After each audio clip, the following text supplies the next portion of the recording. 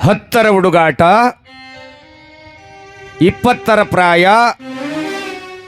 30ರ ಆಸೆ, 40ರ ನಟನೆ, 50ಕ್ಕೆ ಅರಳು, 60ಕ್ಕೆ ಮರಳು, 70ರ ಕೂಗು, 80ರ ಮಾಗು, 90ಗೆ ಬಾಗು, ನಂದು ಅಂತೇನಾದರೂ ಉಳಿದಿದ್ರೆ 100 ಕೊತ್ಕೊಂಡು ಹೋಗು. ನೋಡಿ, ನಿಮ್ಗೆ ಅರ್ಥ ಆಗಲಿಲ್ಲ, ನನಗೆ ಮರ್ತೋಗ್ಲಿಲ್ಲ ಅಲ್ವಾ ಸುರೇಶಪ್ಪನವ್ರೆ?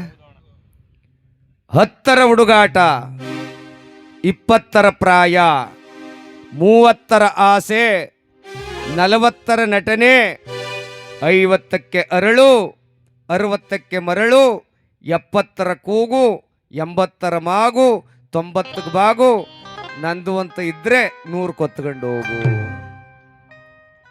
ನೋಡಿ, 10ನೇ ವಯಸ್ಸಲ್ಲಿ ಏನು ಕಂಡ್ರು ಹುಡುಗಾಟ. ಮಕ್ಕಳ ಬಾಲ್ಯವೇ ಹಾಗೆ. ನೋಡಲ್ಲಿ ಊಬತಿಕ್ಕ ಕೂತವನಲ್ಲ, ಅವನು ಬದ್ಲೇಟ್ಗೆ ಕೇಳ್ದ, ನಮ್ಗೆ ಅನ್ನ ಬಡಿಸ್ತಾ, ದಾಸರೇ ಯಾವ ಹಾಡನ್ನೂ ಆಡಬೇಡಿ, ನಾ ಕೇಳ್ದೋ ಮೊದಲಾಡಿ ಅಂದ. ಯಾವುದಪ್ಪ ಅಂದೆ. ಅದೇ ಸಾರ್ ಮೊದಲೇಟ್ಗೆ ಅಳ್ಳಾಡ್ಸ್ ಆಡಿ ಸಾರ್ ಅಂತ. ಜನವೆಲ್ಲ ಸೆಕೆಗೆ ಅಳ್ಳಾಡ್ತಾ ಕೂತವ್ರೆ, ನಾನೇ ಅಳ್ಳಾಡ್ಸನ್ ಹೋಗಪ್ಪ ಅಂದೆ. 20ರ ಪ್ರಾಯ ಬಂದದೆ ಅಂತ ಗೊತ್ತಾಗೋದು ಹೆಂಗೆ? ಅರೆದೈಗಳು ನೋಡ್ಬೇಕು ನೀವು. ಚೆನ್ನಾಗಿರೋ ಪ್ಯಾಂಟ ಮಂಡಿತ ಹೊರದಾಕ್ಬಿಟ್ಟಿಕ್ಕೊಳ್ಳೋದು, ತಲೆ ಕೂದಲ ಸುತ್ತ ಬೋಳಿಸ್ಬಿಡೋದು, ಮೊದಲೊಂದು ಜುಟ್ಬಿಟ್ಕೊಳ್ಳೋದು. ಯಾವ್ದಲ ಕಟಿಂಗು ಅಂದರೆ ಬುಲ್ಲಿ ಕಟಿಂಗ್ ಅಂತವ. ಎಬ್ಬುಲಿಯಾ? ಮತ್ತು ಅವನು ಬುಲ್ಲಿ ಅನ್ನಲ್ಲ ಅವನು. ಈ ದನ ತೇವ್ರಿ ಮೇಲೆ ಅರ್ಧಂಬರ್ಧ ಹುಲ್ಲು ಮೇದ್ಬಿಟ್ಟು ಬತ್ತವಲ್ಲ, ಹಂಗೆ ಬಿಟ್ಕೊಬತ್ತಾರೆ ಗಿಂಚ್ಕೊಂಡಂಗೆ. ಇನ್ನು 30ರ ಆಸೆ. ಮನುಷ್ಯನಿಗೆ ಆಸೆ ಆರಂಭ ಆಗ್ತದೆ. ಏನು ಆಸೆ? ಮದುವೆ ಆಗಬೇಕು, ಸಂಸಾರ ಮಾಡಬೇಕು, ನನಗೂ ಸಂಗಾತಿ ಬೇಕು ಅಂತ ಅವ್ರ ಅಪ್ಪ ಅವರು ಕಷ್ಟ ಸುಖ ಮದುವೆ ಮಾಡ್ತಾರೆ. 40ರ ನಟನೆ. ನಾಟಕ ಶುರುವಾಗುತ್ತೆ ಮನುಷ್ಯನಿಗೆ. ನಾಟಕ ಆರಂಭ ಮಾಡ್ತಾನೆ. ಹೆಂಗೆ? ಕಂಡವ್ರ ತೇವ್ರಿ ಒತ್ತರಿಸ್ಕೊಳ್ಳೋದು, ಎಡಕಲ್ ಕಿತ್ತಾಕ್ಬಿಡೋದು, ದಡಾರನ್ ಜಗಳ್ಕೊಂಡು ಹೋಗೋದು, ಅವ್ರ ಮನೆ ಕಸ ತೆಗ್ದು ಇವ್ರ ಮನೆ ತಗ ತಳ್ಬಿಡೋದು, ಇವ್ರ ಮನೆ ಕಸ ತೆಗ್ದು ಅವ್ರ ಮನೆ ತಗ ತಳ್ಬಿಡೋದು. ಇವೇ ಮನುಷ್ಯನಿಗೆ ನಾಟಕ ಆರಂಭ ಮಾಡ್ತವೆ. ಇನ್ನು ಅಲ್ಲಿ ತನಕ ಮನುಷ್ಯ ಭಗವಂತ ಕೊಟ್ಟಂಥ ಆಯುಸ್ಸು ಎಲ್ಲಿವರೆಗೆ?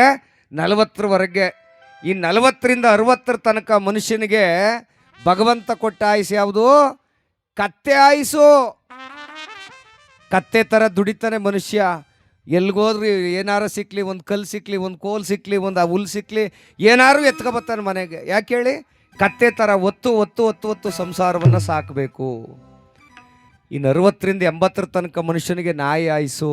ನಾಯಿ ಥರ ಬೊಗಳ್ತಿರ್ತಾನೆ. ಏನು 60-70 ವರ್ಷ ಆದವ್ರ ಮನೆ ತಾವು ನೋಡಬೇಕು ನೀವು. 90 ಕಾಫಿ ಕುಡಿದ್ಬಿಟ್ಟು ಒಂದು ಮೋಟ್ ಬಿಡಿಯ ಬಿದ್ದೋಗಿರೋ ಅಲ್ಲನ್ ಕಿಂಡಿಗೆ ಸಿಗಾಕ್ಬಿಟ್ಟು ಕೂತ್ಕೊಂಡ್ರೆ ಮನೆ ಮುಂಚೆರೆ ಏನು ಹೋಗಿ ಬರೋರ್ಗೂ ಬೈತಾರೆ, ಅಟಿಲಿರೋರ್ಗೂ ಬೈತಾರೆ. ಇವನು ಮನಾಳಾಗ ನನ್ನ ಮಗ ವತಾರ ಹೋದಕ್ಕನೋ ಮಂಡ್ಯಕ್ಕೆ ಇನ್ನೂ ಬರಲಿಲ್ಲ ನೋಡು. ದನ ಹಂಗೆ ನಳ್ತಕ್ಕ ಒಳ್ಳೆ ಬಸ ನಗರ್ತಾ ನಿಂತವೆ. ಗಾಡಿ ಅಲ್ಲಿ ಅದೇ ರಾಗಿ ತೆನೆ ಎತ್ತಿಸ್ನಿಲ್ಲ, ಅದು ಮಾಡಲಿಲ್ಲ, ಇದು ಮಾಡಲಿಲ್ಲ. ಸೊಸೆ ಅನ್ಸ್ಕೊಂಡಳು ಅವ್ಳು ಮನೆ ಕಾಯ ಗಟ್ಟಿ ಒಳಗೆ ಸೇರ್ಕೊಂಡ್ಳು. ಒಂದು ಗುಳಿಗೆ ಕೊಡಲಿಲ್ಲ, ನೀರು ಕೊಡಲಿಲ್ಲ, ಕಾಫಿ ಕೊಡಲಿಲ್ಲ. ಏನು ಒಳ್ಳೋ ಅಂತ ಅರ್ತಾನೆ ಹಂಗೆ.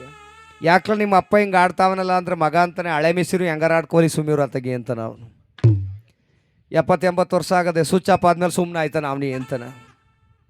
ಇನ್ನು 80ರಿಂದ 100 ತನಕ ಮನುಷ್ಯನಿಗೆ ಗೂಬೆ ಆಯಸ್ಸು. ನೋಡಿ, 80 ಕಳೆದವ್ರನ್ನ ನೋಡಿ, ಮನೆ ತಾವು ಅವರು ನೆಮ್ಮದಿಯಾಗಿರೋದಿಲ್ಲ, ಪಕ್ಕದವ್ರನ್ನೂ ನೆಮ್ಮದಿ ಕೊಡೋದಿಲ್ಲ. ಏನು ರಾತ್ರಿ ಹೊತ್ತೆಲ್ಲ ಎಚ್ಚರಾಗಿರ್ತಾರೆ, ಆಗ್ಲೊತ್ತೆಲ್ಲ ನಿದ್ದೆ ಮಾಡ್ಕೋತಾರೆ. ರಾತ್ರಿ ಹೊತ್ತು ಅಂದ್ಬಿಟ್ರೆ ಸಾಕು, ಹೋಗ್ಬಿಟ್ಟು ಅಂದ್ಬಿಟ್ಟು ಎಲ್ರಿಗೆ ಎದ್ದು ಬಂದ್ಬಿಡ್ತಾರೆ ಅತ್ತಾಗಿ. ಕಳ್ಳ್ರ ಏನಾರ 7-8 ಮನೇಲಿ ಕಳ್ತನ ಮಾಡ್ತಾರೆ, ಬಿದ್ದು ಓಡ್ಬಿಡ್ತಾರೆ, ಯಾವನೇ ಎಚ್ಚರ ಕೂತಾನಲ್ಲಪ್ಪ ಅಂತ. ಯಾಕೆಂದರೆ ಅದು ಗೂಬೆ ಆಯಸ್ಸು. ಗೂಬೆಗೆ ಹಗಲೊತ್ತೆಲ್ಲ ನಿದ್ರೆ, ರಾತ್ರಿ ಹೊತ್ತು ಸಂಚಾರ ಮಾಡುತ್ತಲ್ಲ, ಹಾಗೆ ಈ ಮನುಷ್ಯನು ಕೂಡ. ಇಷ್ಟೆಲ್ಲ ಜೀವನದಲ್ಲಿ ಸಂಪಾದನೆ ಮಾಡ್ಕೊಂಡು ಹೋದ್ಮೇಲೆ 100 ಕೊತ್ಕೊಂಡು ಹೋಗಪ್ಪ ಅಂದರೆ ನಾವು ಮಾಡಿದ ದಾನ, ಧರ್ಮ, ಪುಣ್ಯ ಇಷ್ಟು ಮಾತ್ರ ಹೋಗ್ಲಿಕ್ಕೆ ಸಾಧ್ಯ.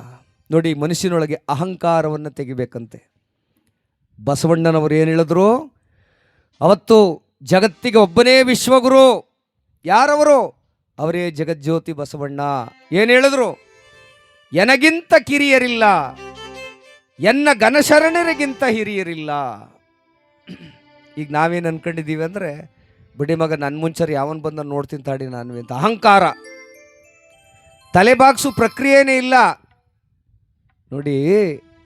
ಪರಮ ಪೂಜ್ಯ ಜಗದ್ಗುರು ತ್ರಿವಿಧ ದಾಸೋಹಿ ಶಿವಕುಮಾರ ಮಹಾಸ್ವಾಮೀಜಿಗಳು ತಲೆ ಬಗ್ಗಿಸ್ಕೊಂಡೇ ಇದ್ರು. ಅದಕ್ಕೆ ಪ್ರಪಂಚವೇ ತಲೆ ಎತ್ತುವಂಗೆ ಮಾಡಿದ್ರು ಅವರು ಅಲ್ವಾ. ಒಂದು ಚಪ್ಪಾಳೆ ನೀಡ್ಬೋದಲ್ವಾ ಅವ್ರಿಗಾಗಿ ಎಲ್ಲರೂ ಸೇರಿ.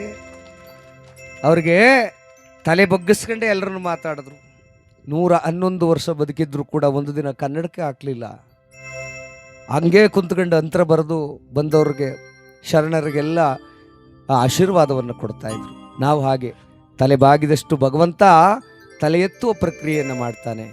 ಅದಕ್ಕೆ ಮನುಷ್ಯ ಯಾವಾಗಲೂ ತಗ್ಗಿ ಬಗ್ಗಿ ನಡಿಬೇಕು ಅಂತ. ಅಹಂಕಾರದಿಂದ ಮೆರೆದ್ರೆ ಏನಾಗುತ್ತೆ? ಭಗವಂತ ಎಲ್ಲಿ ಬೇಕೋ ಅಲ್ಲಿ ನಮ್ಮನ್ನು ತುಳಿದಾಕ್ತಾನೆ. ಅದಕ್ಕೆ ತಗ್ಗಿ ಬಗ್ಗಿ ನಡಿಬೇಕು. ನಮ್ಮ ಶರಣರು, ಶಿವಶರಣರು ಆ ಶಾಂತ ಸ್ವಭಾವದವರಾಗಿ ನಡಿಬೇಕು ಅಂತ ಹೇಳ್ತಾ ಕಾರ್ಯಕ್ರಮವನ್ನು ಮುಂದುವರಿಸೋಣ.